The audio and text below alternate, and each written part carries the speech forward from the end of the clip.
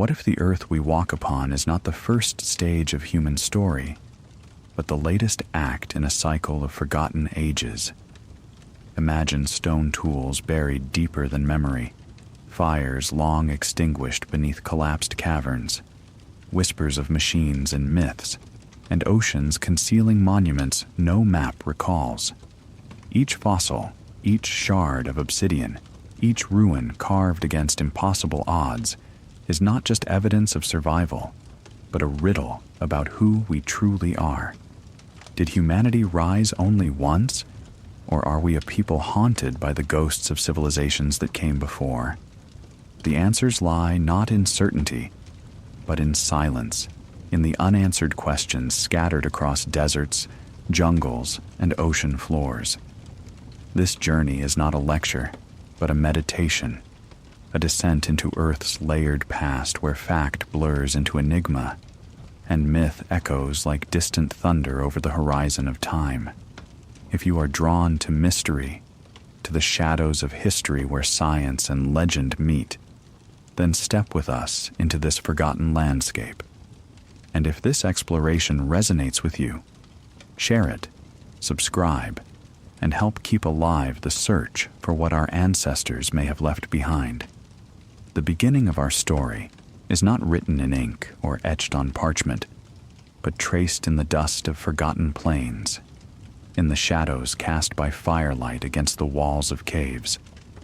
It is the sound of breath in the dark, the crack of flint against stone, the faint glow of embers trembling in the night wind.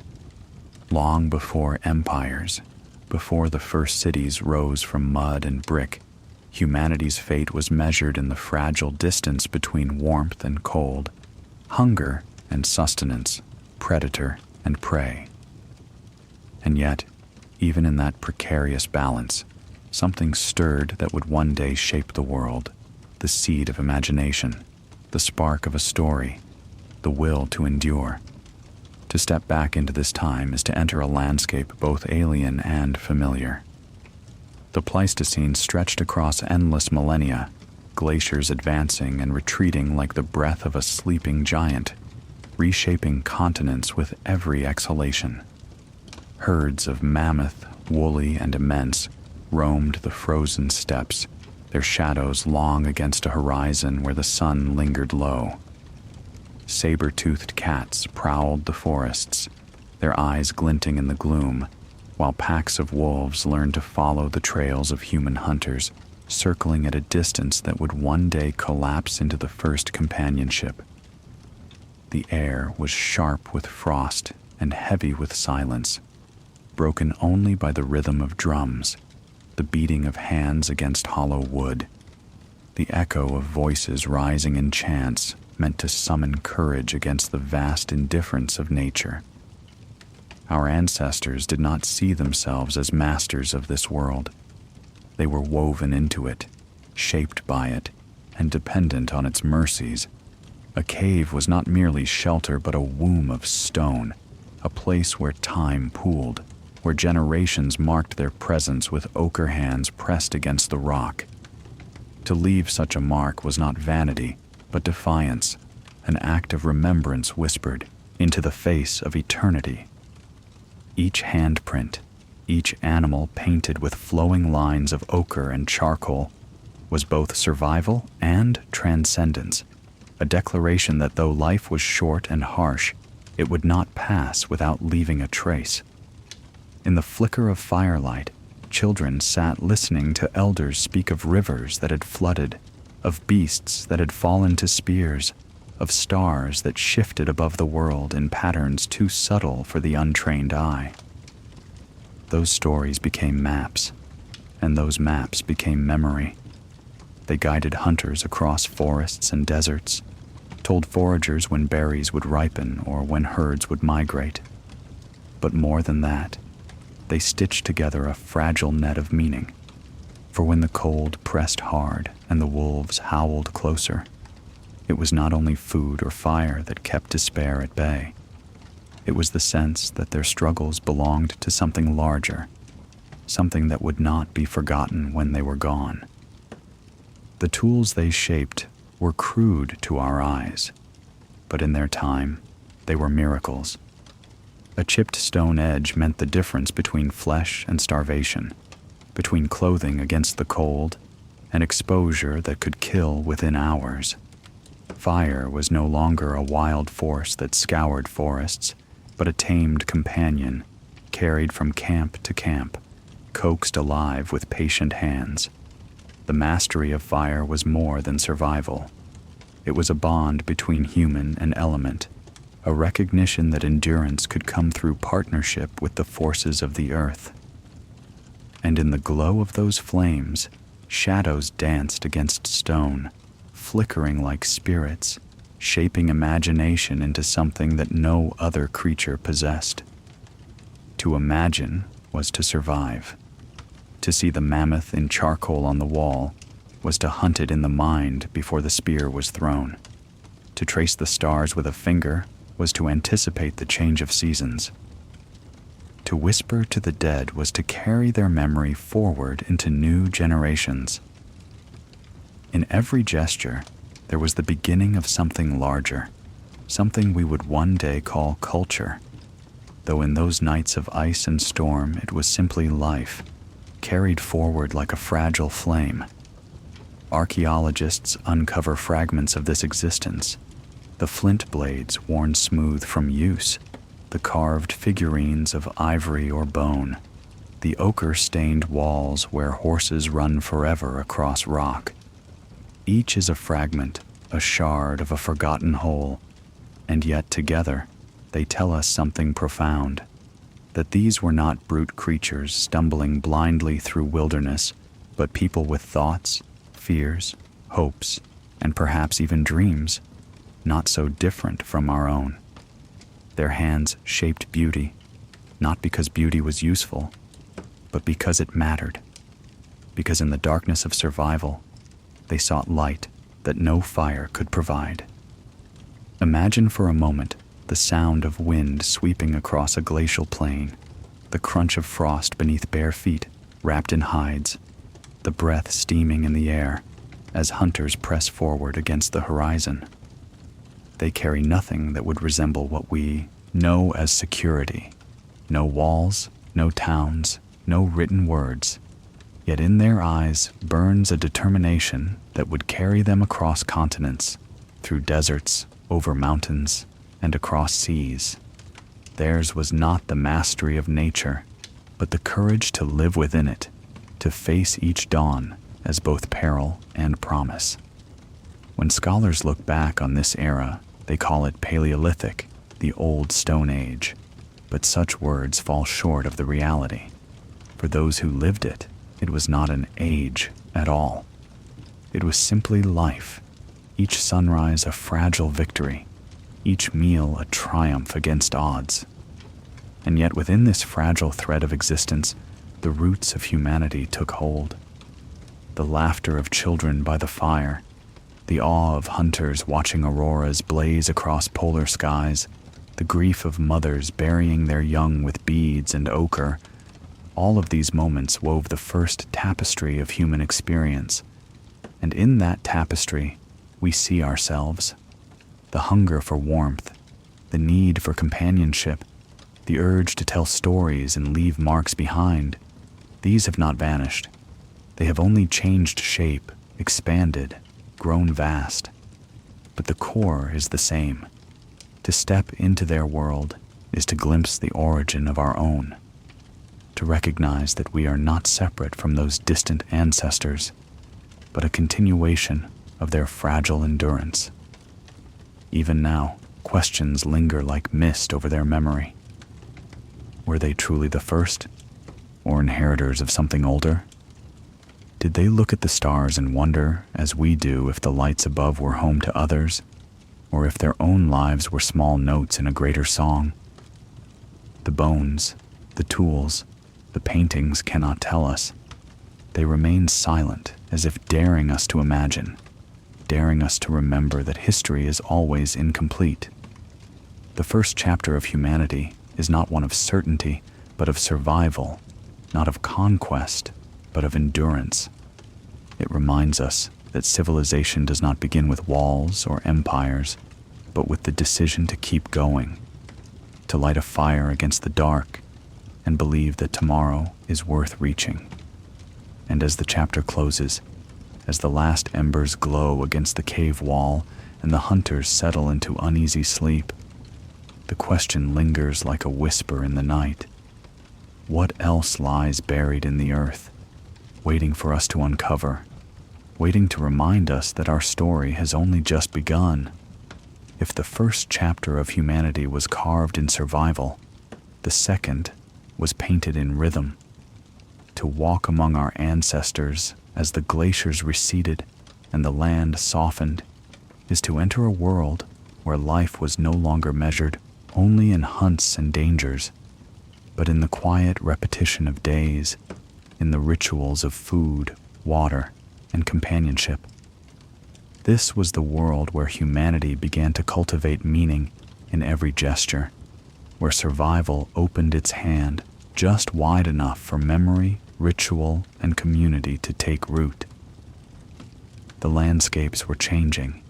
Ice withdrew, revealing valleys furrowed by rivers and plains seeded with grasses that called herds to graze. The megafauna still roamed, but the air carried a gentler promise, a climate slowly tilting toward the warmth of the Holocene. Here, in these shifting environments, humans found places not only to pass through, but to stay. Camps became villages, and villages became anchors against the restless sweep of time.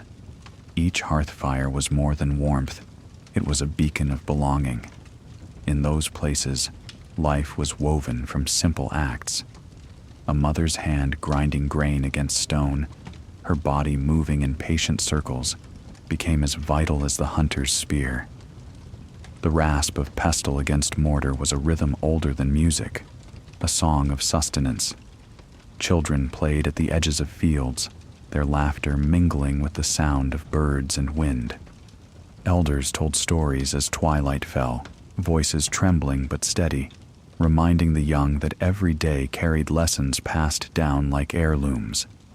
These small acts were the architecture of culture. To live was no longer merely to survive a season. It was to remember and to plan. Crops planted in the earth promised futures not yet seen. Faith sown into soil that demanded patience. The tending of goats and sheep bound people to cycles of birth and death that mirrored their own. The first furrows cut into the earth were more than agriculture. They were lines drawn between the wild and the human, a fragile declaration that here, in this patch of ground, life would be nurtured, not merely taken. But daily life was not only about sustenance, it was about meaning. Around hearths, symbols emerged, not just painted in caves now, but carved into bone, scratched into pottery, stitched into fabric. Spirals, dots, figures of animals and humans alike carried stories across generations. These were the seeds of language beyond the spoken word, attempts to tether experience to permanence. To hold a shard of pottery etched with pattern was to hold both utility and memory, a vessel for grain and for identity. In this rhythm, religion was born, not in temples or scriptures, but in the gestures of respect offered to the unseen forces that governed life. A river that gave water and fish was not just a resource, but a living spirit.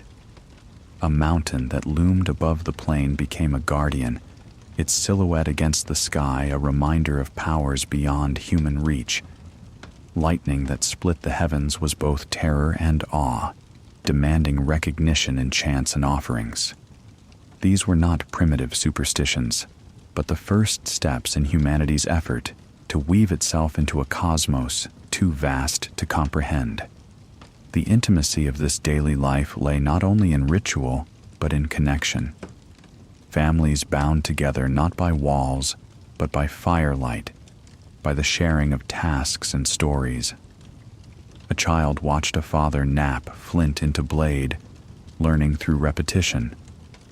A daughter watched her mother dye fibers with plants, turning nature into art.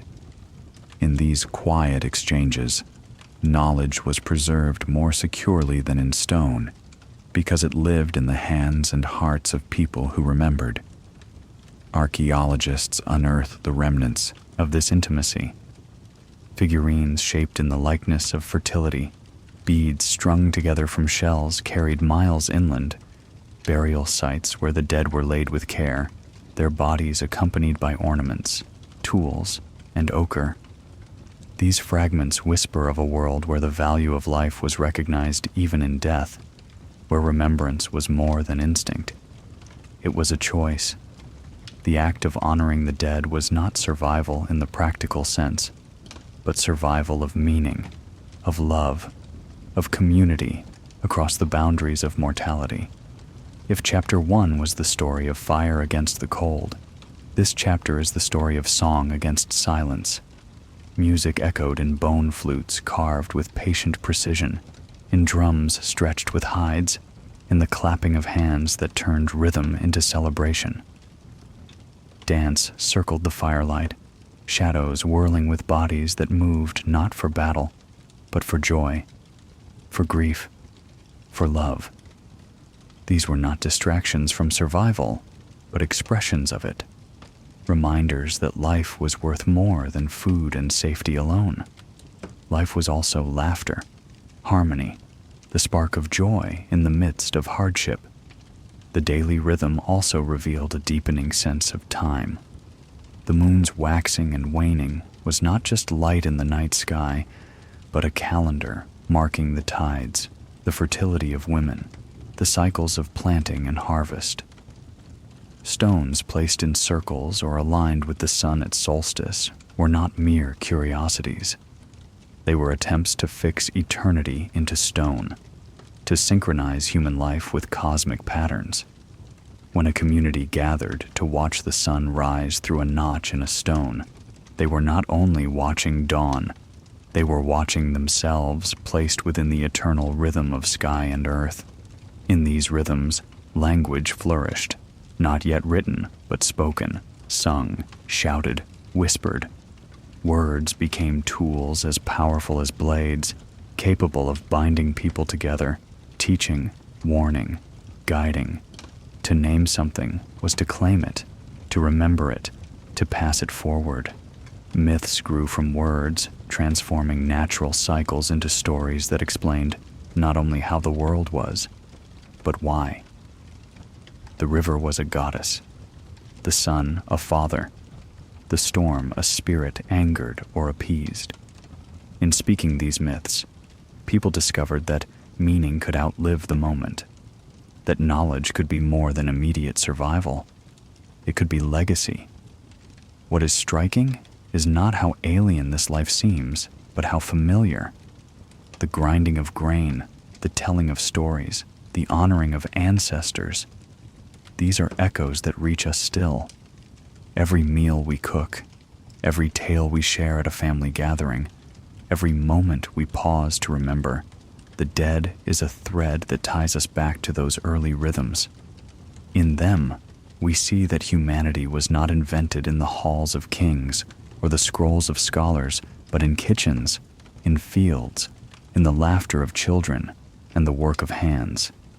And yet, mystery lingers even here. Why did certain symbols recur across vast distances, spirals and circles that appear in caves continents apart? Why do myths of great floods and sky beings appear in cultures with no contact?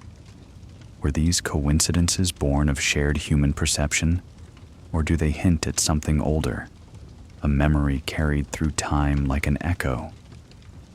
We cannot know, but the questions themselves remind us that daily life was never only about necessity. It was about connection to something larger, something that even now eludes certainty. As the days flowed into years and years into generations, humanity's rhythm deepened. What began as survival grew into tradition. What began as repetition became culture. In every seed planted, every story told, every stone raised to mark the passing sun, there was an unspoken declaration. We are more than the moment, more than the fragile bodies we inhabit. We are memory, we are meaning, we are rhythm.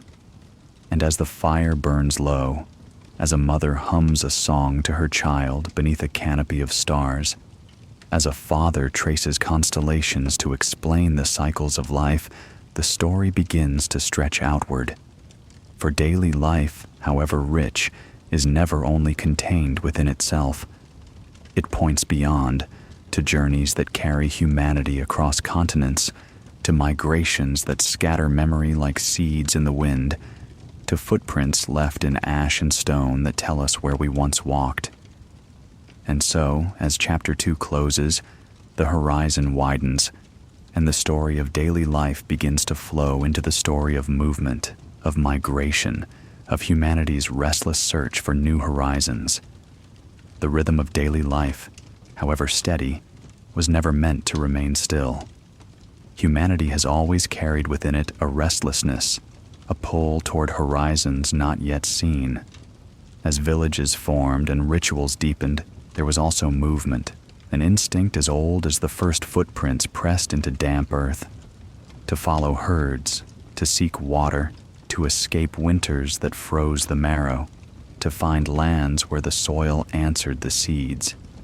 These were the currents that carried people outward.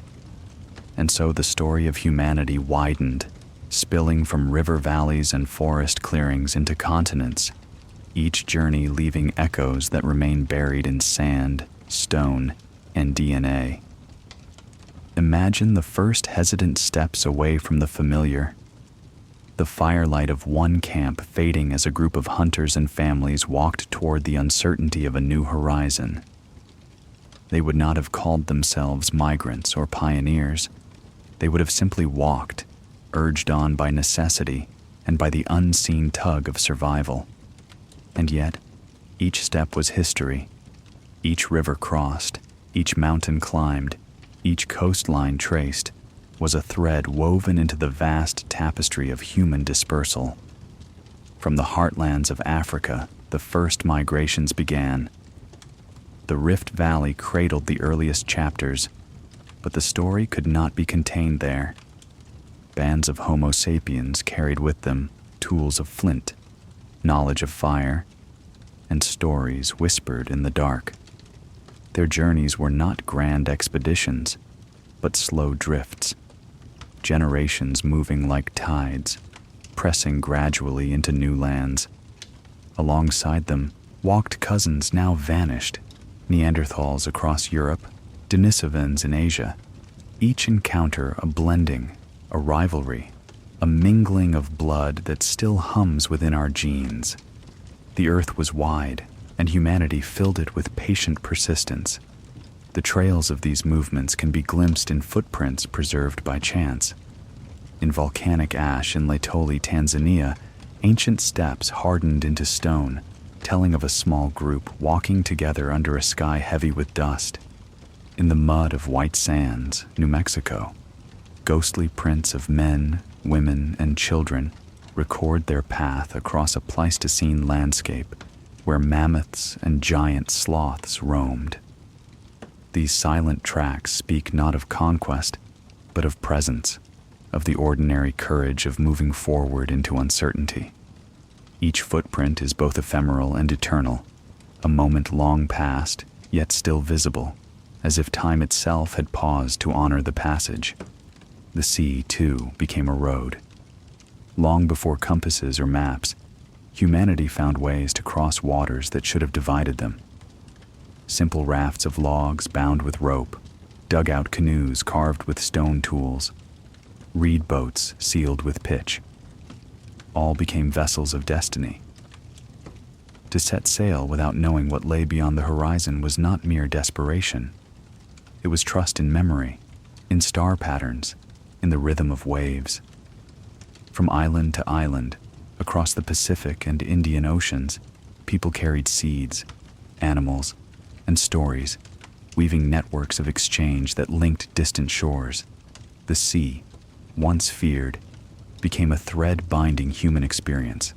With each migration came transformation, Landscapes shaped culture, and culture reshaped landscapes. The people who walked into Europe adapted to ice and snow, clothing themselves in hides and building shelters against the cold. Those who crossed into Asia followed rivers that carved valleys rich with fish and fertile soil. Those who wandered into the Americas faced vast plains of bison, towering forests, and deserts shimmering with heat. Each environment was both challenge and teacher, demanding new tools, new rituals, new ways of being human. The diversity of our species is born not of separation, but of movement, of encounters between people and place. Language, too, journeyed with them. Words spread like seeds on the wind, growing into dialects, branching into families of speech that still echo today.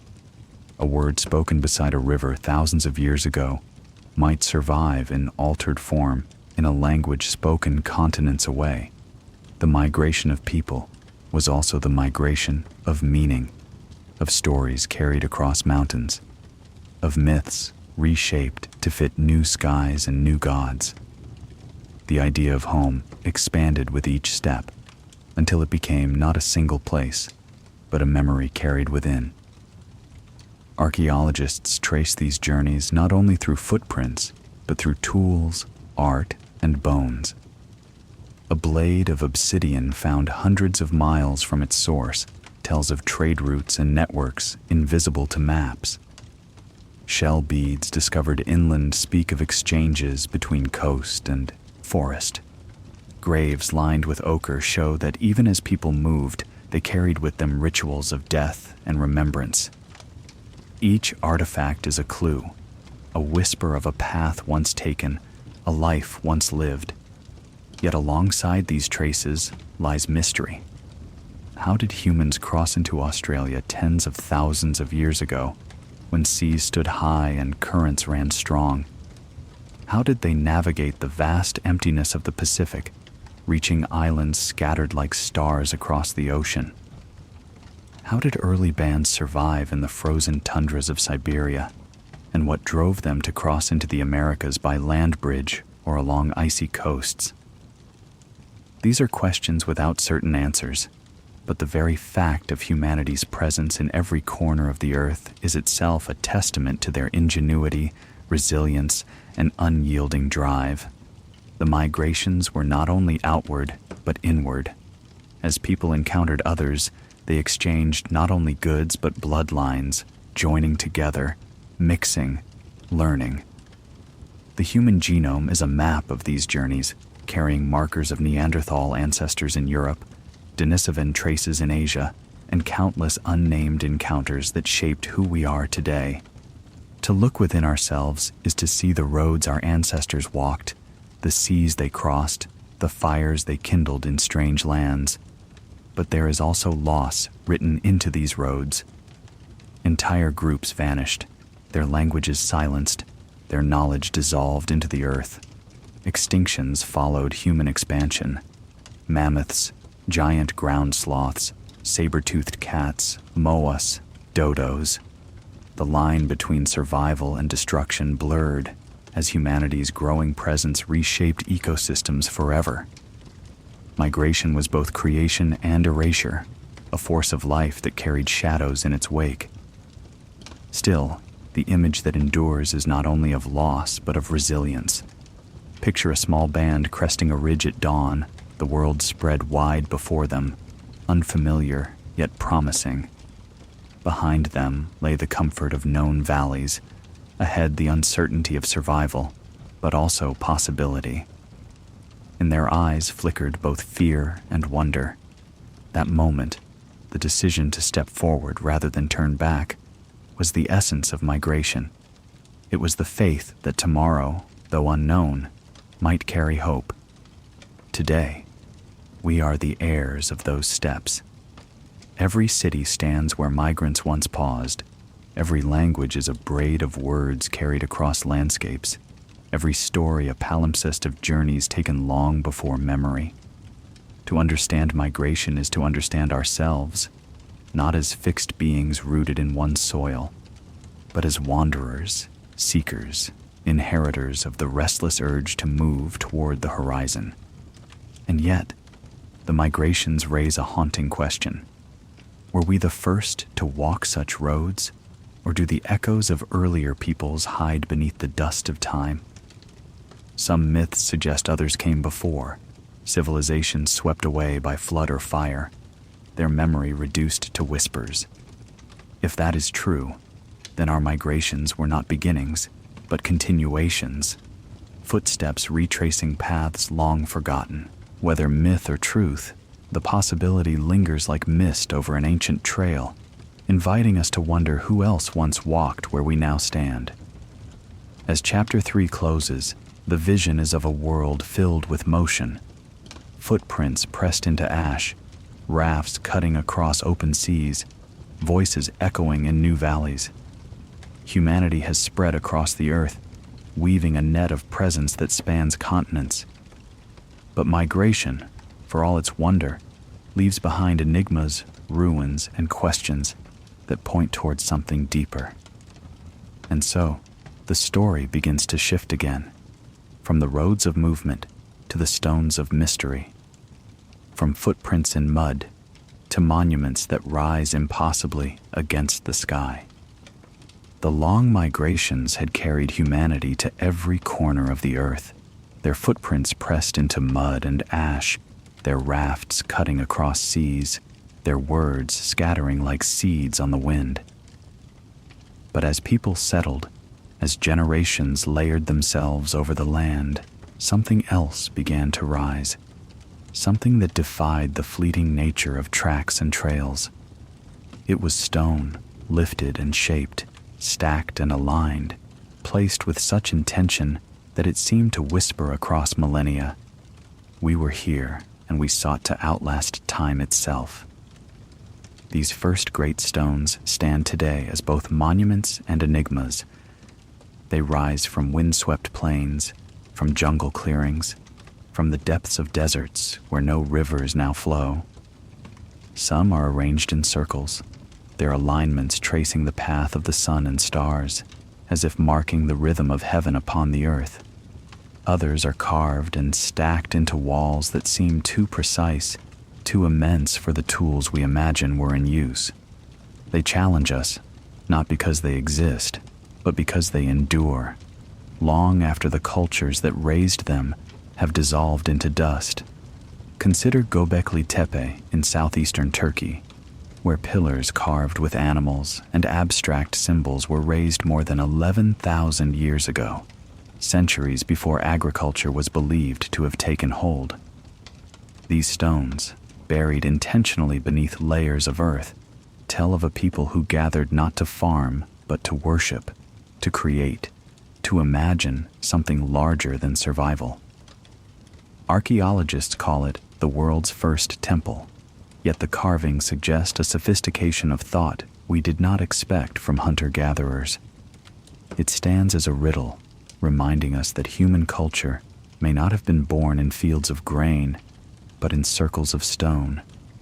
Then there is Stonehenge, standing against the English sky, its trilithons weathered but unbroken, aligned with solstice suns that rise and set through its gates of rock.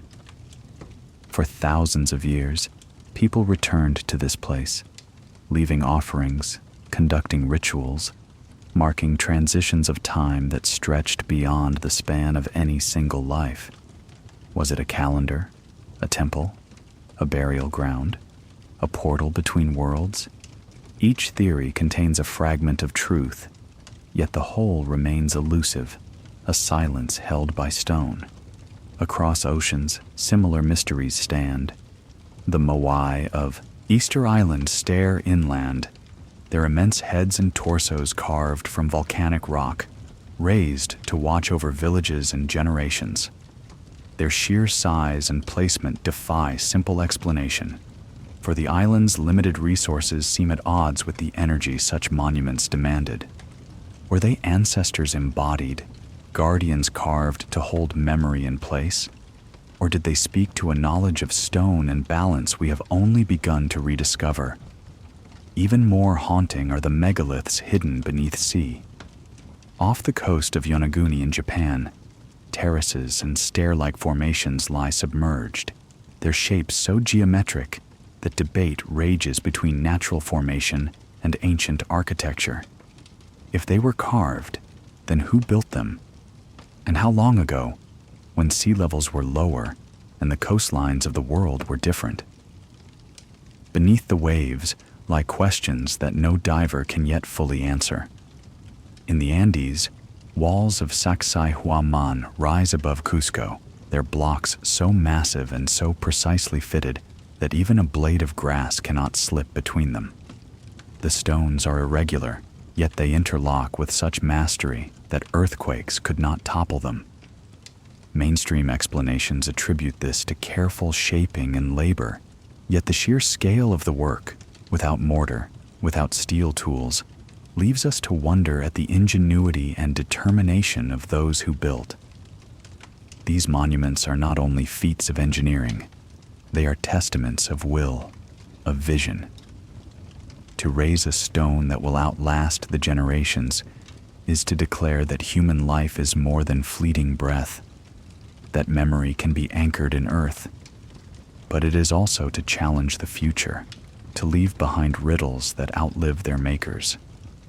For the builders could not have known how their works would be seen, who would walk among their ruins. They built for eternity, and in doing so, they left us with enigmas that resist easy answers. What unites these sites across continents is not only the stones themselves, but the mysteries surrounding them. How did early peoples transport blocks weighing tens or even hundreds of tons across uneven ground? How did they cut and shape them with tools we assume were primitive? How did they align them so precisely with celestial patterns? Theories abound, from ingenious systems of levers and ramps to more speculative ideas of lost technologies or forgotten sciences. Yet the truth, buried beneath centuries, remains tantalizingly out of reach. Myth often shadows these monuments. Legends of giants, of gods who taught stoneworking, of civilizations destroyed by flood or fire, cling to the ruins like ivy. The Bible speaks of Nephilim. Greek stories recall titans. Andean myths tell of Viracocha, the great teacher who shaped the world before vanishing into the sea. These stories may be metaphor, allegory, or fragments of memory, but they remind us that the stones do not stand alone. They stand in the company of stories, passed down like echoes of forgotten worlds. To walk among these ruins today is to feel both awe and unease. Awe at the scale, the precision, the endurance. Unease at the silence, the absence of answers. They remind us of how little we truly know, how much of our story remains unrecorded. Archaeology provides fragments, carbon-dated layers, tool marks, residues of pigments. But the meaning, the why, slips through our fingers like water. The stones do not speak, they only endure. Yet perhaps that silence is itself the message. Perhaps the builders knew that one day their voices would fade, their languages dissolve, their cultures vanish. What they left behind was not explanation, but presence. In standing stones, they declared not only that they existed, but that they sought to converse with eternity. To gaze upon them is to enter that conversation, to be reminded that we, too, will one day be dust, and what remains of us may not be our words, but our stones, our monuments, our echoes. And so, as we move from migrations into monuments, the story of humanity grows more layered, more enigmatic. We are not only wanderers, but builders, not only survivors, but dreamers. Our ancestors raised stones not only to mark space, but to mark time, to inscribe upon the earth their longing for permanence. These stones whisper across ages, daring us to remember, daring us to question what else lies hidden, buried, forgotten. As this chapter draws to a close, The stones stand in twilight, their shadows stretching long across the earth, their silence heavy with meaning. We have followed humanity across continents, seen their footprints in ash, their rafts on seas, their songs by fire. Now we stand before their monuments, their enigmas carved into rock. And in that silence a new question forms, one that leads us into the realm of myth and memory. Were these the first monuments? Or were they echoes of something older, of civilizations erased yet not entirely forgotten? The answer lies ahead, in stories of floods, of vanished lands, of whispers carried by myth into the present. The stones that stand against time do more than endure. They awaken questions, questions that reach beyond what is visible into the haze of memory and myth. For while archaeology uncovers fragments of tools, bones, and ruins, the human imagination has always reached further into stories of civilizations lost before our own. In the silence of monuments and the vastness of the ocean, myths took root, echoes of worlds erased, their voices surviving only in legend. Whether allegory or faint recollection, these tales of lost lands continue to haunt us like dreams we cannot quite forget. No myth has shaped this mystery more than Atlantis. Plato wrote of it in his dialogues, describing a great island empire beyond the Pillars of Hercules, rich in knowledge, power, and beauty. Atlantis, he said, was swallowed by the sea in a single day and night of catastrophe. To some, it was only allegory, a story meant to warn against hubris and the fall of great powers. To others, it was history disguised as myth, a memory of a real civilization swept away by flood or fire. For centuries, explorers have sought its remains in the Atlantic Ocean, beneath the sands of the Sahara, in the Caribbean depths. None has been found with certainty, yet the story endures, as though the very absence of evidence has become part of the mystery itself. But Atlantis is not alone. Across cultures, stories of sunken lands and vanished peoples ripple like waves across time. The Indian Ocean carries the legend of Lemuria, a continent said to have once connected Madagascar and India, home to an advanced people who vanished when the seas rose. Though science dismissed the landmass, finding explanations in plate tectonics and continental drift, the myth persisted, finding new life in esoteric traditions that spoke of Lemurians as keepers of ancient wisdom. Whether born of geology misunderstood or memory half remembered, the story lingers like a shadow. In the Pacific, whispers of Mu tell of another drowned continent, a cradle of civilization said to have stretched across what is now open ocean. Missionaries and mystics recorded tales of this lost land, weaving it into a vision of a prehistoric world rich in culture and knowledge.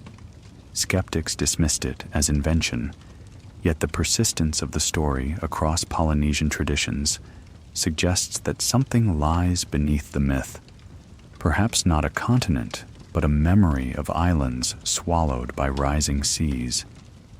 In the Pacific, where ocean and land intertwine so intimately, it is not difficult to imagine stories of drowned lands becoming woven into the heart of culture. What is striking is not the individual myths, but their universality.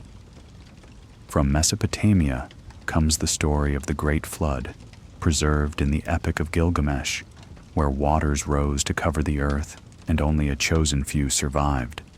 The Hebrew Bible carries the echo in the story of Noah, his ark a vessel of survival against the wrath of the flood. In Hindu tradition, Manu is warned by a fish of the deluge to come and builds a boat that carries him to safety. In Mesoamerican myths, too, floods cleanse the world, erasing one age of humanity so another may begin. Across continents, across millennia, the theme repeats: waters rising, lands sinking, civilizations erased, Is it coincidence? Is it metaphor for the cycles of life and death, the inevitability of change? Or is it memory, carried in myth across generations, of real cataclysms that struck the earth as the last ice age ended, when glaciers melted, seas rose, and coastlines redrew themselves with brutal speed? Archaeologists point to the Younger Dryas, a period of sudden cooling followed by rapid warming some 12,000 years ago, when floods from melting ice sheets poured into oceans and reshaped the face of the world. Perhaps in those moments, entire communities, even entire cultures were lost, their memory preserved not in ruins, but in stories told to children around the fire. What makes these myths so haunting is their ambiguity. They do not fit neatly into the categories of fact or fiction. They are too widespread to ignore, too symbolic to accept literally, too persistent to dismiss. They exist in a twilight space where archaeology cannot fully confirm them, yet imagination cannot let them go. To hear them is to be reminded that history is not only what is written in stone or recorded in text, but what survives in the human voice, in the pulse of story. And perhaps myth is itself a kind of archaeology, a digging not into soil, but into memory. When a Polynesian navigator speaks of islands that sank beneath the waves, when an elder in the Andes recalls gods who vanished into the sea, when an Indian epic describes floods that reshaped kingdoms, they may be telling not literal history, but an echo of experience. Stories have long half-lives, surviving long after details dissolve. They carry meaning even when facts fade, preserving the essence of what was lost. There is a temptation to romanticize these lost worlds, to imagine Atlantis with gleaming towers, Lemuria with sages of hidden wisdom, Mu with technologies beyond our grasp. Writers and dreamers have filled libraries with such visions, weaving science fiction from the threads of myth. But the truth may be both simpler and more profound. The lost worlds may not have been utopias of unimaginable power, but communities of flesh and bone, people like us who tilled fields, built homes, raised children, sang songs, and then were erased by forces beyond their control. Their greatness lies not in fantasy, but in the tragedy of their disappearance and in the fragile persistence of their memory. Still, the possibility remains that myth may hold more than metaphor. In recent decades, sonar has revealed underwater structures off the coasts of India, Japan, and the Caribbean that resemble walls, terraces, even streets. Are these natural formations, or the drowned remains of ancient settlements? The debate continues, but each discovery rekindles the question: how much of myth is memory? How much is imagination? We stand on the shore, looking into the depths, knowing that the sea conceals more than it reveals. The dream of lost worlds persists because it touches something within us.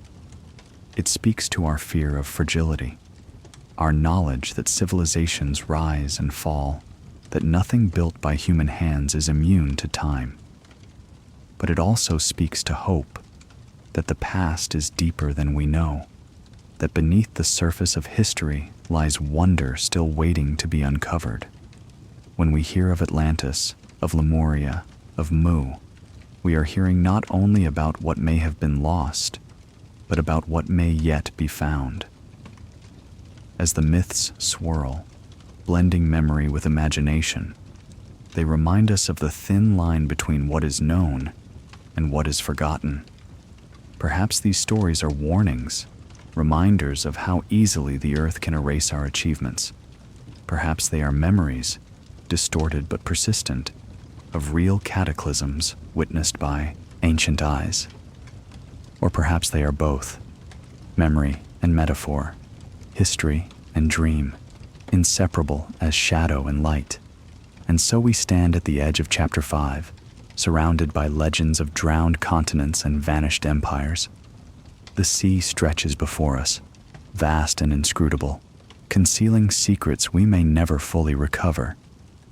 Yet its waves carry echoes of voices long gone, calling us to remember that history is not only a record of what was, but a meditation on what might have been. The myths linger like mist over water, inviting us onward. And as the tide rolls in, we begin to sense that humanity's story is not a straight line, but a cycle, rising and falling like the waves themselves. Beyond myth lies catastrophe, the resets of the earth itself, moments when the story of humanity was nearly erased, only to begin again.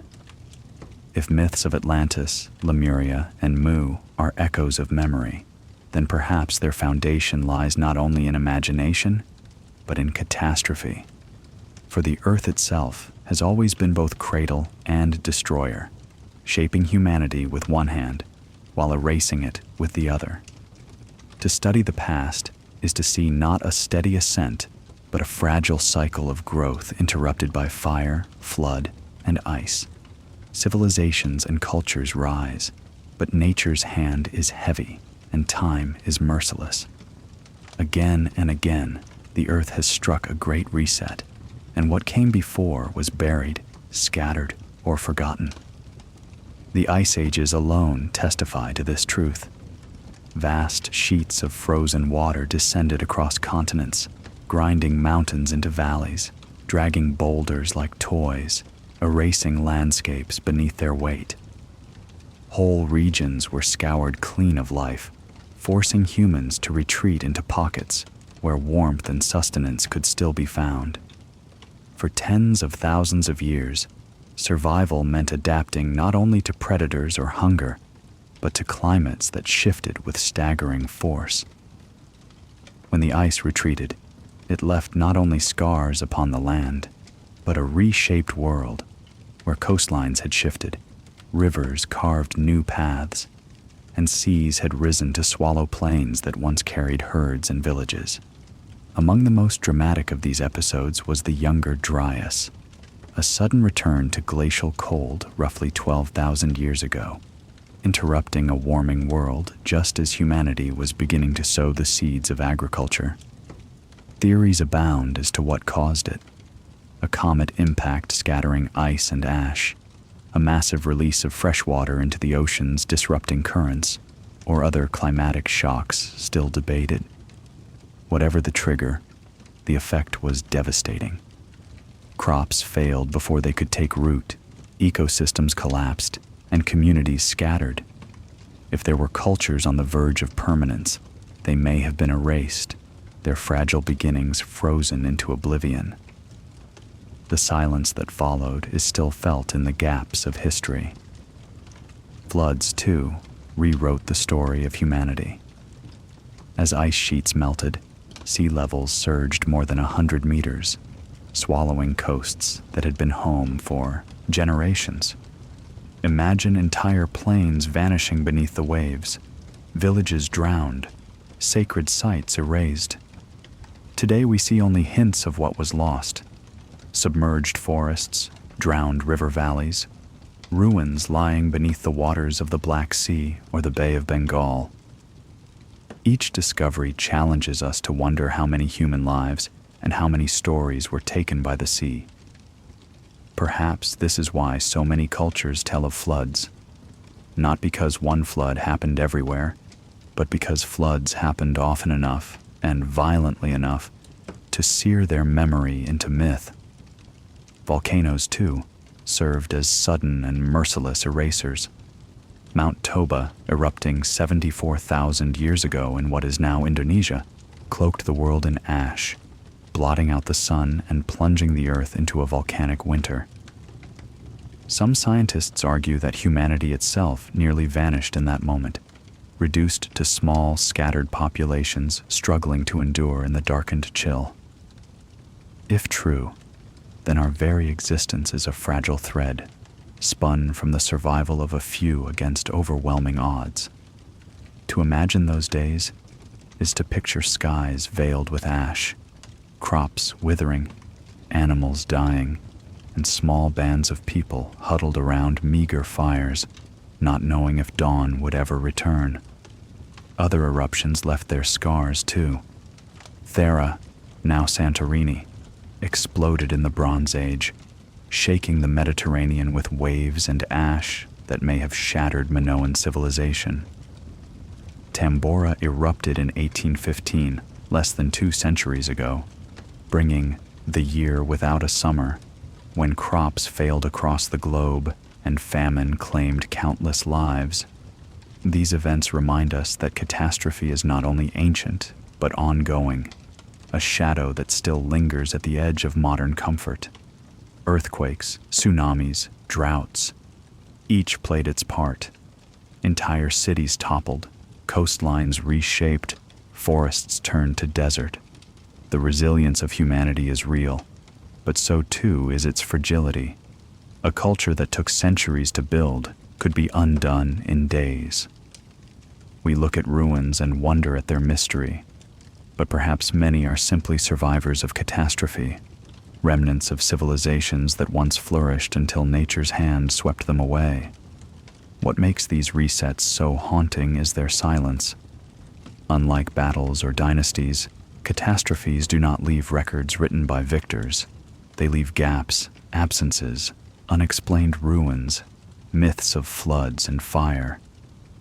They are the blank spaces on history's map, the moments when time itself seems to break, when the continuity of human story is fractured. To walk through such gaps is to sense not only what was lost, but what might have been. 1,000 paths of civilization erased before they could be fully walked.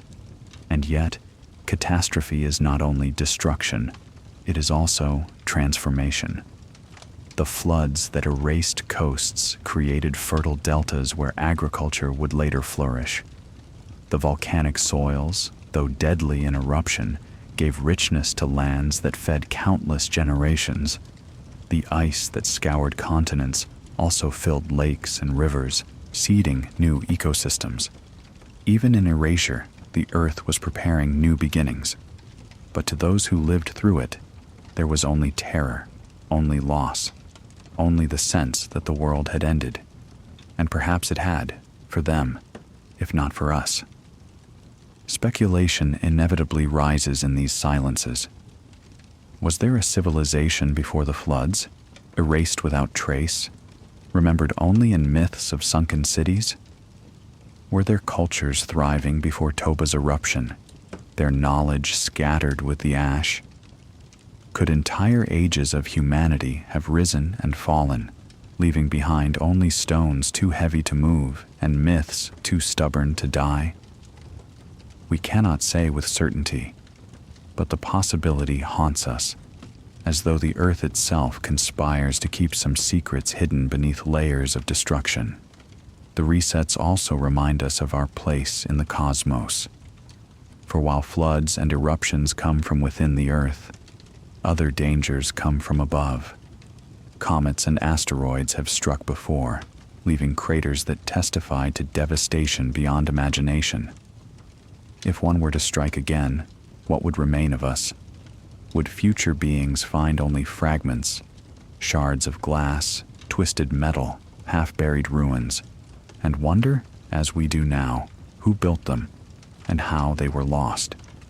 To live in the shadow of catastrophe is to recognize that permanence is an illusion.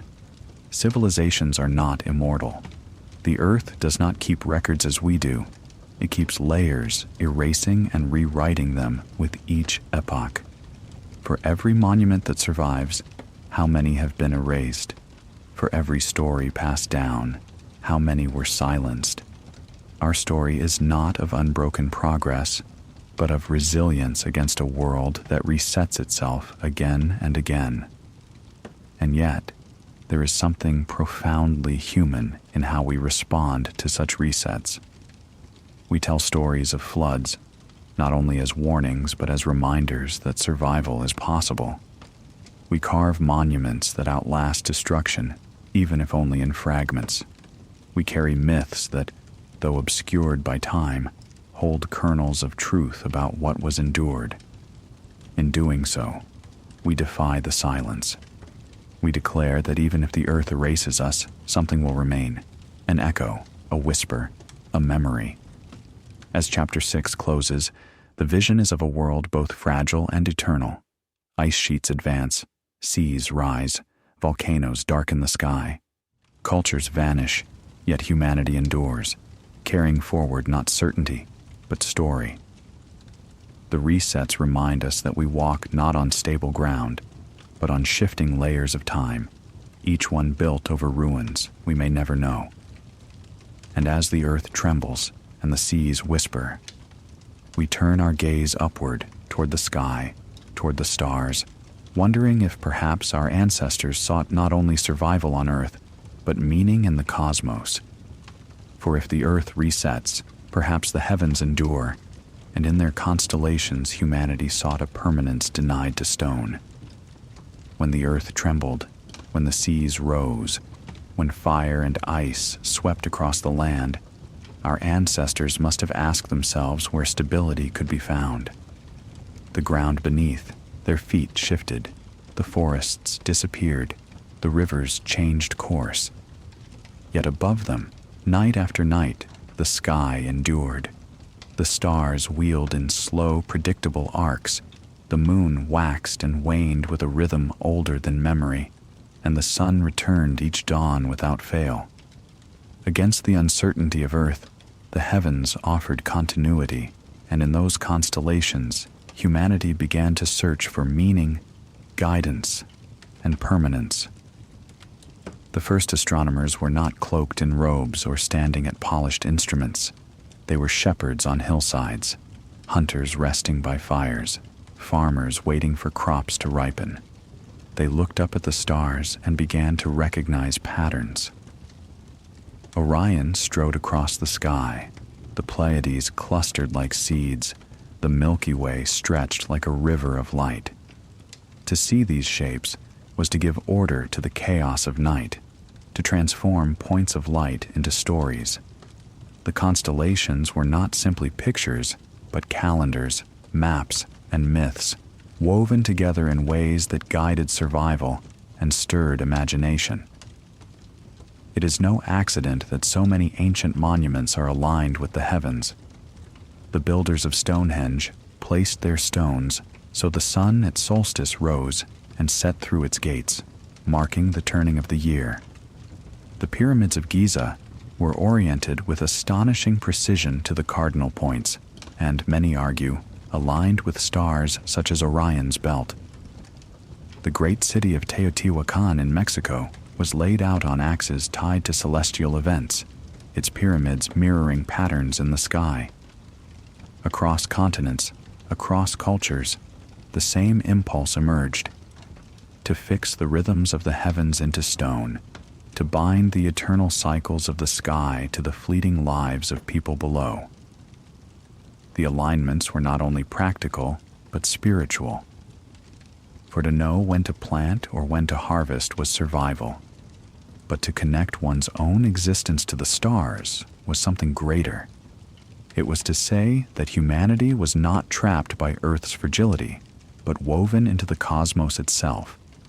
The rising of Sirius marked the flooding of the Nile, carrying life across Egypt. But Sirius was also Isis, goddess of rebirth, her star announcing renewal.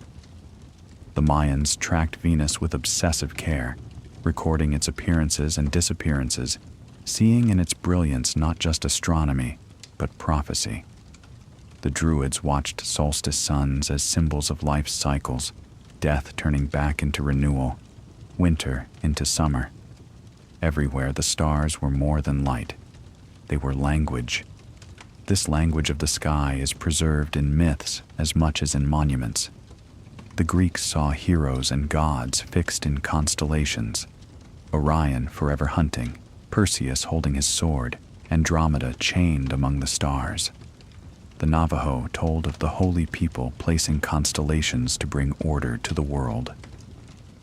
The Polynesians saw not only shapes, but directions, using the stars as compasses to cross oceans, reading their rising and setting as guides across endless horizons.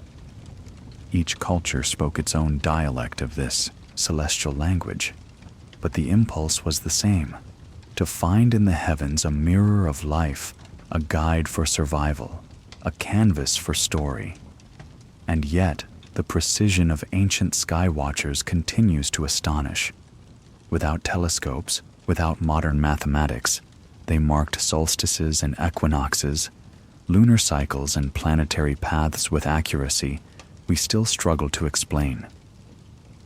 The builders of Newgrange in Ireland constructed a passage tomb so that at dawn on the winter solstice, sunlight would pierce its narrow corridor and flood its chamber with golden light. At Chichen Itza, the pyramid of Kukulkan was built so that at equinox, shadows fall across its stairway in the shape of a serpent descending. These were not accidents. They were deliberate acts of cosmic choreography, fusing earth and sky in stone and shadow. Such feats raise questions. Were they purely the result of patient observation across centuries, knowledge accumulated through countless nights of watching the stars? Or do they hint at a deeper sophistication, perhaps even knowledge inherited from cultures long forgotten? Survivors of catastrophes who carried fragments of wisdom into new ages? The evidence remains fragmentary, but the mystery is undeniable. The precision of the sky's imprint on Earth seems to suggest a conversation across time, one we are only beginning to hear. The relationship between humanity and the sky was not only about knowledge, but about identity. To see oneself in the stars was to understand that life was part of a larger story. The heavens told of beginnings and endings, of cycles repeating, of fate written beyond the reach of mortals. Astrology, in its earliest forms, was not entertainment but theology, an attempt to read destiny in the movements of planets. If the earth was unstable, then perhaps the sky held answers. Perhaps in the slow turning of constellations, one could glimpse the order behind the chaos. But the stars also provoked awe, an awe that survives even now. Imagine a group of villagers gathered at night, the fire dying low, children listening as an elder traced patterns in the sky with a hand. The story might explain why the hunter pursues the deer, why the sisters cluster together, why the great bear never sets. These were not trivial tales but anchors of identity, stories that gave meaning to existence and connected human lives to something greater than themselves. The cosmic perspective also carried practical consequences. It drove exploration. Polynesian navigators sailed vast distances across the Pacific, using nothing but the stars, the sun, and the swell of waves, carrying their culture to scattered islands across thousands of miles. The Egyptians built calendars that guided the planting of crops. The Babylonians charted planetary movements with such care that their records influenced astronomy for millennia. To look at the sky was not only to dream, but to survive. Yet there is something deeper still, something that lingers when we stand among ancient stones and watch the sun rise where it has for thousands of years. It is the recognition that humanity has always sought to be more than transient. To bind our lives to the sky is to declare that we, too, belong to eternity. When the builders of megaliths aligned their monuments with the heavens, they were not only watching the sun and stars, they were inscribing themselves into cosmic time. The stones became messages to the future, saying, "We knew the sky, we watched its patterns, we sought to place ourselves within its story." This search for permanence in the heavens carries into our own time. Modern astronomy peers deeper into the universe than ever before, yet the impulse is the same as that of our ancestors watching with naked eyes. We still look upward for answers, still wonder at our place in the vastness. The constellations may no longer guide our crops or our migrations, but they continue to inspire our questions. Who are we? Where did we come from? Are we alone? The night sky remains what it always has been, a mirror for our deepest uncertainties. As Chapter 7 draws to a close, the image is of humanity, with eyes lifted upward, monuments aligned with stars, myths woven into constellations, calendars carved into stone. We have followed the story from firelit caves to drowned worlds, to catastrophic resets, and now we see how, in the face of uncertainty, humanity turned to the heavens. The sky became both compass and scripture, a silent teacher reminding us that though the earth trembles, the stars endure. But beyond endurance lies mystery.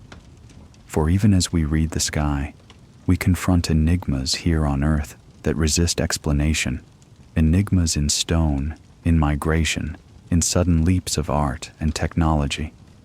The story now bends again, leading us into the puzzles of archaeology, where silence deepens and questions multiply. The sky gave humanity a map of eternity, yet the earth beneath our feet remains filled with puzzles. For even as the heavens offered continuity, the landscapes of stone and ruin whispered of enigmas that resist easy answers. Archaeology is a discipline of fragments, bones, tools, walls, shards. Yet within those fragments are questions far larger than the evidence itself. To walk among the ruins is to walk among mysteries, for the stones speak of skill and vision that often seem to outstrip the ages in which they were made. Nowhere is this tension felt more deeply than in the stones of the Andes. At Sacsayhuaman above Cusco, massive blocks, some weighing over 100 tons, are fitted with a precision that defies time. Their irregular shapes interlock like pieces of a puzzle, so tightly bound that not even a blade of grass can slip between them. Earthquakes have shaken the Andes countless times, yet the walls remain unbroken, their weight balanced by a mastery of engineering that modern builders still marvel at. How were such stones transported across steep slopes without the wheel, without iron, without modern machinery? Was it sheer human ingenuity, labor multiplied by generations, or something more? Some knowledge of balance, friction, or force that we have since lost? Further afield, the pyramids of Egypt rise against the desert sky, their immense bulk aligned with uncanny accuracy to cardinal directions. The precision of their construction, the alignment of shafts with specific stars, the sheer labor of quarrying, transporting, and stacking millions of stones continues to invite debate. Archaeologists trace the work to ingenious ramps, levers, and armies of laborers, yet alternative theories persist, whispers of lost techniques, of knowledge carried from older times. The mystery is not whether the pyramids were built by human hands. They were. But how those hands achieved feats of geometry and endurance that still astonish us. In Malta, the megalithic temples, older than the pyramids, stand with their massive stones and intricate carvings, aligned to solstice suns. In Lebanon, the stones of Baalbek weigh more than 1,000 tons, their transport still a riddle. In the Pacific, the colossal moai of Easter Island stare silently across the land, their creators having moved them across miles without wheels or beasts of burden. In each case, mainstream explanations point to determination, trial and error, human persistence. Yet the questions linger. Why such scale? Why such precision? Why the alignment to stars, the patterns that repeat across continents separated by oceans? Beyond stonework, there are mysteries of sudden leaps in art and technology. For tens of thousands of years, humanity survived with simple tools, their lives etched in stone and bone. Then, almost abruptly, art flourished. In caves such as Chauvet and Lascaux, horses and lions leap across the walls with astonishing realism, painted more than 30,000 years ago. These were not crude sketches, but masterpieces, their lines alive with motion, their shading betraying a sophisticated eye. Why did such artistry erupt seemingly overnight? What inspired the leap from survival to beauty, from tool-making to imagination? Similarly, symbolic objects emerge with sudden clarity. Beads strung from shells, figurines carved from ivory, staffs etched with patterns. These appear not as isolated novelties, but as traditions, as though entire symbolic systems were born fully formed. The leap suggests not only creativity, but communication, perhaps even networks of culture that stretched further than we imagine. Was this an evolution of mind, or the preservation of something older, carried through catastrophe and reborn? The mysteries deepen when we consider migrations. Evidence suggests that humanity spread across the globe with astonishing speed, reaching Australia by sea tens of thousands of years ago, and the Americas perhaps far earlier than once thought. Stone tools in the Americas hint at occupation long before the accepted timeline. Genetic traces suggest multiple waves of migration, blending and layering across continents. But the details remain elusive. Did people cross frozen land bridges alone? Or did they also follow coastlines by boat, skirting the edges of ice and sea? How did they adapt so quickly to environments as varied as deserts, jungles, tundras, and mountains? The speed and scope of migration seem almost improbable, and yet the evidence insists that it happened. There are enigmas, too, in technology that appears ahead of its time. At sites in Turkey, stone carvings suggest astronomical knowledge of events tens of thousands of years past. In South America, the use of quipus, knotted cords, suggests a system of recording information that some argue was more sophisticated than mere counting. The Antikythera mechanism, discovered off the coast of Greece, reveals a mechanical calculator of breathtaking precision, capable of predicting celestial movements centuries before such devices should have existed. Each of these artifacts is singular, yet together they form a mosaic of mysteries that resist neat placement in the timeline of progress. Of course, archaeology is a science of caution. Scholars insist, rightly, that we must ground our interpretations in evidence, not imagination. Many enigmas have mundane explanations. Patient observation explains alignments. Trial and error explains engineering feats. Persistence explains scale. Yet even within such explanations, wonder remains. The feats of our ancestors were not accidents. They were acts of vision, of courage, of determination. And sometimes, even the most sober explanations cannot erase the sense of something uncanny, something that hints at knowledge preserved in ways we no longer understand. It is here that speculation arises, framed carefully as hypothesis. Some suggest that oral traditions carried knowledge far longer than we credit, preserving observations of the sky or the earth across generations. Others suggest that survivors of earlier cultures, perhaps erased in catastrophes, passed fragments of wisdom to new peoples who built monuments to anchor that memory. A more speculative view imagines lost sciences, techniques of stone cutting or transport now forgotten, their traces buried beneath ruins or drowned beneath seas. These remain hypotheses, not certainties. But the very persistence of the questions speaks to their power. What is certain is the emotional weight of these enigmas, to walk among the stones of Machu Picchu as mist curls over peaks, to stand in the passage at Newgrange as solstice light pierces the dark, to watch shadows form serpents on the stairs of Kukulkan at Chichen Itza. These experiences stir something deeper than curiosity. They awaken awe. a recognition that humanity is more than survival, that our ancestors sought to inscribe themselves into eternity, even if the meaning has been lost.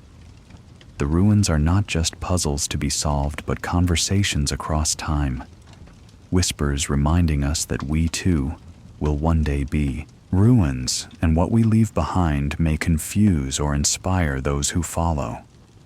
Perhaps that is the greatest enigma of archaeology. Not the unanswered questions of how or why, but the reminder that certainty is an illusion. Each new discovery reshapes the story. Each new layer uncovered reveals both knowledge and ignorance. The earth yields fragments, but the whole remains elusive. And in that elusiveness lies the very essence of the human journey. Our story is always incomplete, always seeking, always unfolding. As Chapter 8 closes, we find ourselves surrounded by puzzles.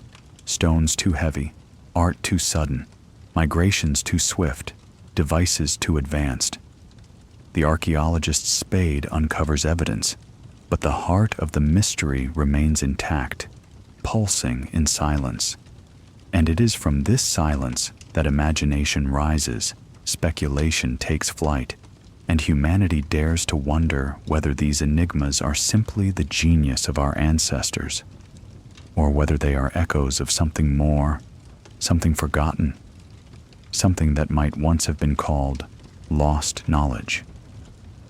The story now bends once more, for if the stones whisper enigmas and the artifacts stir wonder, then perhaps the next step is to consider what these puzzles invite us to imagine. Machines older than our species, sciences erased and reborn, technologies hidden in the shadows of myth. To contemplate such possibilities is not to claim them as fact, but to acknowledge the space where history meets dream, where evidence meets imagination. And so, we step forward into Chapter 9, where speculation becomes thought experiment, where the boundaries of possibility stretch into the unknown. The ruins whisper of puzzles we cannot easily solve. Stones cut with impossible precision, migrations too swift to map. Sudden leaps in art and imagination. These fragments hint at a deeper question. What if our ancestors knew more than we assume? What if there were sciences, techniques, or even machines long since erased, their memories surviving only in myths of gods, giants, or lost ages? To walk among ancient ruins is not only to see what was built, but to sense what may have been forgotten. Of course, we must tread carefully. Archaeology teaches caution, skepticism, discipline, and yet speculation has always been part of the human story. For without imagination, no new question would be asked, no mystery pursued. To consider ancient machines or forgotten knowledge is not to discard science, but to expand it into thought experiment, to wonder whether history may hold chapters erased too thoroughly for certainty, but too deeply for silence. There are whispers of such knowledge in the myths of nearly every culture. The Greeks spoke of Hephaestus, the god of fire and forge, crafting automatons of metal that could walk and think. The Indian epics describe Vimanas, flying chariots that moved across sky and battlefield. Egyptian lore tells of Thoth, the keeper of secret wisdom, who measured the heavens and invented writing. These stories may be allegories, poetic metaphors for creativity and invention, yet they may also carry echoes of memory, distorted across centuries, of tools and techniques that seem to earlier generations almost divine. Artifacts occasionally deepen the riddle. The Antikythera mechanism, recovered from the sea off Greece, is a bronze device of interlocking gears, built more than 2,000 years ago. It could predict eclipses, track planetary cycles, and calculate celestial positions with astonishing precision. For centuries, it was unique, out of place, too advanced for its supposed time. Only in the modern era have we recognized its genius, and only through fragments. What else might have been built, recorded, or imagined, but has since been lost to fire, flood, or decay? In Mesopotamia, ancient batteries have been suggested in jars lined with copper and iron, objects that may have produced small currents. In Peru, intricate textiles display patterns that seem to encode astronomical knowledge. In Egypt, legends persist of hidden chambers beneath the pyramids, repositories of knowledge waiting to be uncovered. Each example is fragmentary, debated, often explained in simpler ways, yet taken together, they invite the question, is it possible that human ingenuity has risen and fallen in cycles, achieving moments of brilliance only to have them erased by catastrophe? The very stones themselves raise this possibility. The precise fitting of Andean walls, the drilling of holes in granite at Giza, the shaping of basalt columns in forgotten quarries.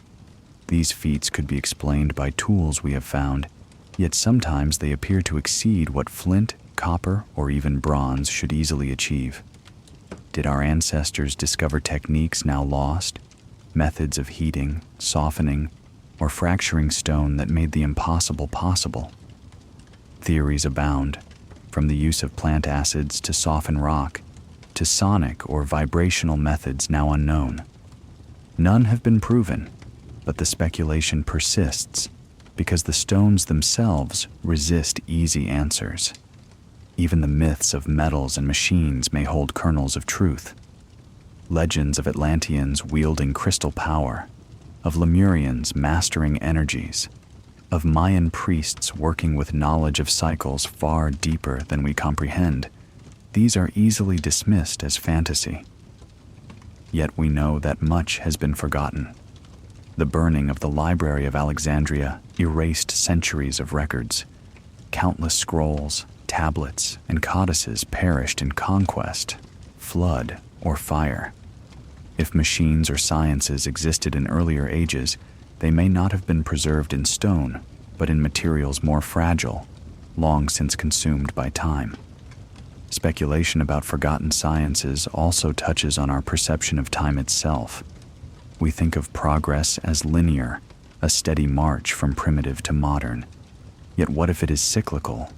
What if cultures rise, discover, invent, and then fall, leaving fragments that confuse later generations? Imagine a future archaeologist uncovering only fragments of our own civilization, a shattered satellite, a rusted car, a plastic toy. Stripped of context, would they imagine us as gods or as curiosities? Might they doubt that we had electricity, digital communication, machines that crossed the skies? The same distortion may shape our view of the past. The possibility of ancient machines also forces us to question what we mean by machine. To us, machines are engines of metal, gears, pistons, circuits. But to an earlier people, a machine might have been a tool so effective it seemed alive. A lever system, a water channel carved to precision, a loom weaving patterns, a device for measuring stars. In this sense, machines may have always existed. Ingenious devices of wood, stone, and rope, most of which have perished. The wheel, the plow, the kiln, all were once revolutionary. All now seem simple. Perhaps there were other inventions equally transformative, erased before they could spread. What is undeniable is the persistence of certain symbols across cultures. Spirals, geometric grids, mandalas, repeating ratios like the golden mean. These appear in art and architecture around the world. Did our ancestors stumble upon principles of mathematics, geometry, or acoustics that we have since rediscovered? Or are these symbols universal to the human mind, arising independently across cultures? The line between rediscovery and continuity is thin, and perhaps that thinness is itself the mystery. The deeper question, however, is not whether machines or sciences once existed, but what it means for us if they did.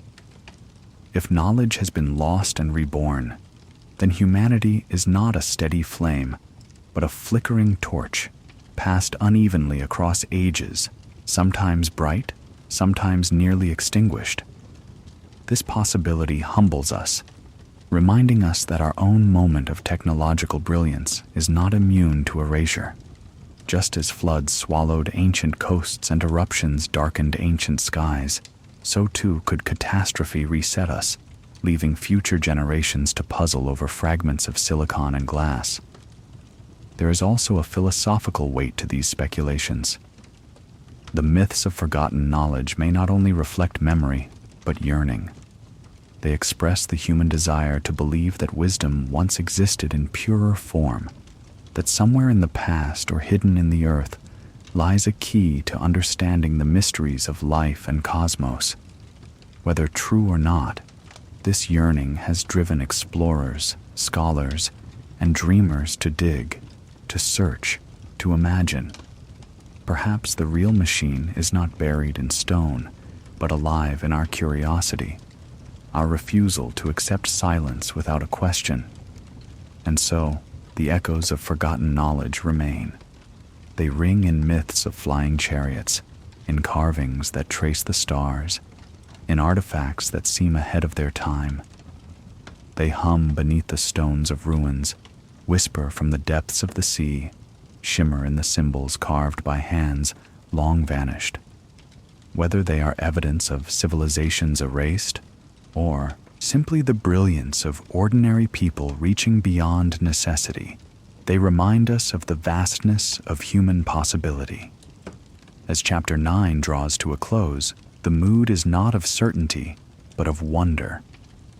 We stand at the threshold where archaeology meets imagination, where fragments of evidence blend with dreams of what might have been. The question is not only whether ancient machines existed, but whether we are willing to listen to the echoes of forgotten knowledge, to let them inspire awe rather than demand resolution.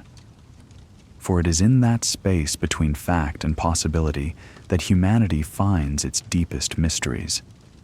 Ahead lies the final chapter, where the story expands beyond earth and stone, beyond flood and fire, into the cosmic hush of deep time. There, we must confront the ultimate question. What is humanity's place in this vast story? And what will remain of us when we, too, are dust and silence? At the end of our long journey through firelit caves, drowned continents, catastrophic resets, skybound monuments, and whispers of forgotten knowledge, we return to a silence more profound than any we began with. It is the silence of deep time, the realization that humanity is not the center of history, but one thread in an endless tapestry woven by earth and cosmos alike. To walk through ruins and myths is to confront not only what has been lost, but what remains unknowable, the vast ocean of time that stretches behind us and ahead of us, dwarfing our brief existence. Deep time is not measured in years or centuries, but in epochs, in the slow drift of continents, in the rise and fall of seas, in the endless cycle of stars being born and dying in the black expanse. To contemplate it is to feel both infinitesimal and immense. Infinitesimal, because our lives are smaller than a heartbeat against the scale of the universe. Immense, because within that heartbeat lies the power to shape, to imagine, to endure, and to leave behind echoes that may last far longer than we can comprehend. The Earth has endured 4.5 billion years, surviving bombardments of asteroids, eruptions that split continents, and ice that wrapped it in silence. Species rose and vanished. Trilobites, dinosaurs, mammoths, giants of sea and land. Humanity is a newcomer in this immense story, barely more than a flicker in geological terms. Yet in that flicker, we have carved stone, painted caves, sailed oceans, built cities, mapped the stars. We have dreamed myths of Atlantis and whispered of gods in the constellations. We have endured resets and floods, carrying our fragile memory forward again and again. And so we arrive at the horizon where our story blurs into the cosmic. The monuments aligned with stars are not only feats of engineering, they are gestures of belonging, humanity's way of writing itself into eternity. When the builders of Stonehenge or Giza raised their stones to mirror the heavens, they were declaring that life on Earth was not isolated, but part of a larger rhythm. Even now, when telescopes gaze deep into galaxies and detect the echoes of the Big Bang, we are continuing the same impulse: to look upward, to find meaning, to situate ourselves in the silence of infinity. Yet what, then, is our place? Are we the first to walk this road, or inheritors of paths long vanished? The myths of lost worlds, the enigmas of ruins, the sudden leaps of knowledge, all suggest the possibility that history is not a straight line, but a cycle. Civilizations rise, achieve, collapse, and are forgotten. If this is true, then we may not be the pinnacle of human story, but only one chapter, destined to be buried in turn. 1,000 years from now, what will remain of our cities, our machines, our digital records? Will future archaeologists puzzle over fragments of plastic and glass, speculating at what kind of people we were? Will myths form about our time, just as we have formed myths about Atlantis and Lemuria? The possibility humbles us, yet it also binds us to all who came before, to the hunter who pressed a handprint against stone, to the builder who raised a monolith to the sun, to the dreamer who told of lands swallowed by sea. We are their continuation. Their silence is not empty. It is filled with echoes, and in those echoes we hear ourselves. Every ruin, every myth, every unanswered question is a mirror held up to our own fragility, reminding us that what endures is not certainty but wonder. The wonder is what matters. For whether or not lost civilizations existed, whether or not machines were built before our time, the deeper truth is that humanity has always reached beyond necessity. We have always sought meaning in the stars, permanence in stone, continuity in story. We have always lived with one foot in the present and the other in eternity. That impulse is our true inheritance, more enduring than any tool or artifact. It is the fire that keeps us searching, even in the darkest night. To contemplate deep time is also to confront mortality, not only of individuals, but of civilizations, of species, even of worlds. One day, perhaps far sooner than we wish, the earth will shift again. Ice may return, seas may rise, the sky may darken with ash or fire.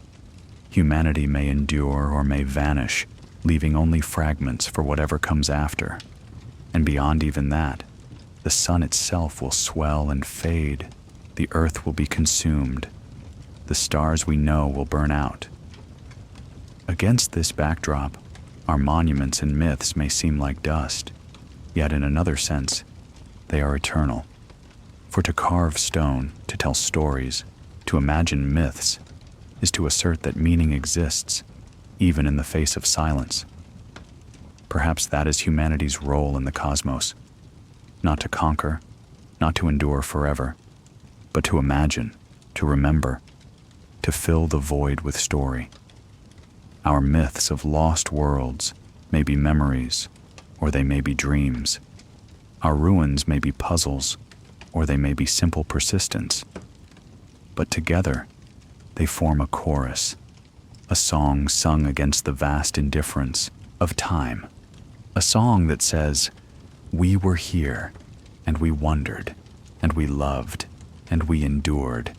And even now, as we gaze into the universe with machines of glass and steel, as we listen to the faint whispers of galaxies and the cosmic microwave background, We are doing the same thing our ancestors did around firelight, lifting our eyes, asking questions, weaving meaning from silence. The tools have changed, the scale has expanded, but the impulse is the same. To be human is to wonder. As we close this long journey, we return not to answers, but to questions. What lies buried beneath the seas we have not yet explored? What stories linger in myths we have dismissed as legend? What fragments of forgotten knowledge wait to be uncovered? And beyond Earth, what other horizons await us among the stars? The mystery is not a void to be filled, but a presence to be honored. So we leave the story where it began, with fire in the dark, with voices whispering against the silence, with eyes lifted to a sky that endures.